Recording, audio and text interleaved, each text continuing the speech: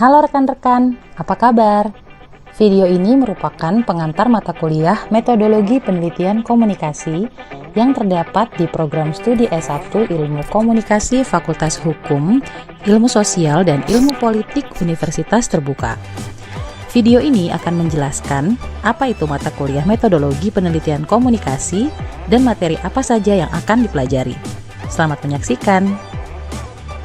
Penelitian merupakan suatu kegiatan untuk pengembangan ilmu pengetahuan.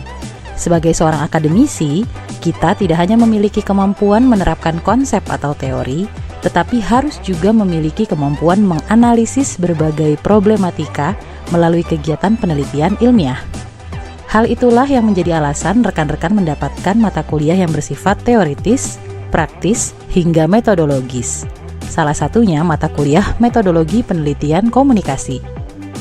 Setelah mengikuti mata kuliah Metodologi Penelitian Komunikasi, mahasiswa mampu menganalisis pendekatan kuantitatif dan kualitatif dalam penelitian komunikasi. Rekan-rekan, sebelum Anda mengambil mata kuliah Metodologi Penelitian Komunikasi, Anda harus sudah mengambil mata kuliah Metodologi Penelitian Sosial yang membahas konsep-konsep dasar penelitian sosial. Mata kuliah Metodologi Penelitian Komunikasi akan melanjutkan pembahasan dari mata kuliah Metodologi Penelitian Sosial dan fokus dalam penelitian ilmu komunikasi berupa pembahasan metode-metode yang banyak dipakai dalam penelitian komunikasi, baik melalui pendekatan kuantitatif maupun kualitatif. Secara tidak langsung, mata kuliah ini akan mendorong rekan-rekan melakukan riset komunikasi. Jika rekan-rekan memiliki topik penelitian yang menjadi bagian dari bidang kajian ilmu komunikasi, rekan-rekan harus mampu melakukan penelitian berdasarkan metode penelitian komunikasi sesuai pendekatan kuantitatif atau kualitatif. Kemudian membuat karya tulis ilmiah dan diharapkan dapat melakukan publikasi penelitian di jurnal ilmiah.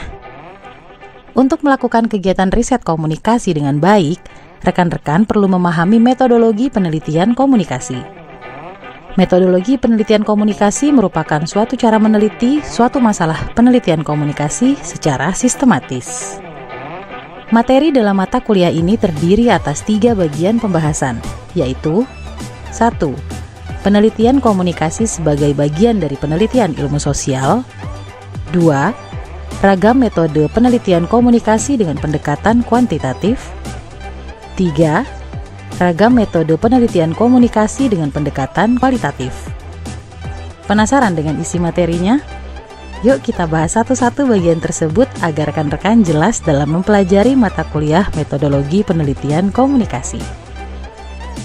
Bagian pertama, penelitian komunikasi sebagai bagian dari penelitian ilmu sosial. Bagian ini akan membahas hal-hal berikut. 1. Komunikasi sebagai kajian ilmiah yang meliputi ruang lingkup, paradigma, pendekatan, dan jenis penelitian komunikasi. 2. Prinsip dasar penelitian kuantitatif yang meliputi karakteristik, teori dan hipotesis, pengukuran, dan sampel pada penelitian kuantitatif. 3. Prinsip dasar penelitian kualitatif yang meliputi karakteristik, teori, sampel, dan keabsahan data dalam penelitian kualitatif. Yuk kita lanjutkan ke bagian kedua. Ragam metode penelitian komunikasi dengan pendekatan kuantitatif. Bagian ini akan membahas 3 metode yang familiar dalam penelitian komunikasi yang menggunakan pendekatan kuantitatif. Apa saja metode-metode tersebut? 1. Metode survei. Bagian ini akan membahas pengertian dan rancangan desain survei, penyusunan kuesioner, dan teknik wawancara. 2. Metode eksperimen. Bagian ini akan membahas pengertian dan karakteristik penelitian eksperimen, rancangan desain penelitian eksperimen, dan validitas penelitian. 3. Metode analisis isi. Bagian ini akan membahas pengertian dan rancangan desain analisis isi, populasi dan sampel, lembar coding, mengisi lembar coding, dan reliabilitas. Selain metode penelitian komunikasi dengan pendekatan kuantitatif, mata kuliah ini akan membahas metode penelitian komunikasi dengan pendekatan kualitatif. Lengkap bukan? Nah, apa saja metode penelitian komunikasi dengan pendekatan kualitatif yang familiar? Yuk kita bahas bagian terakhir, yaitu bagian ketiga. 1. Metode studi kasus.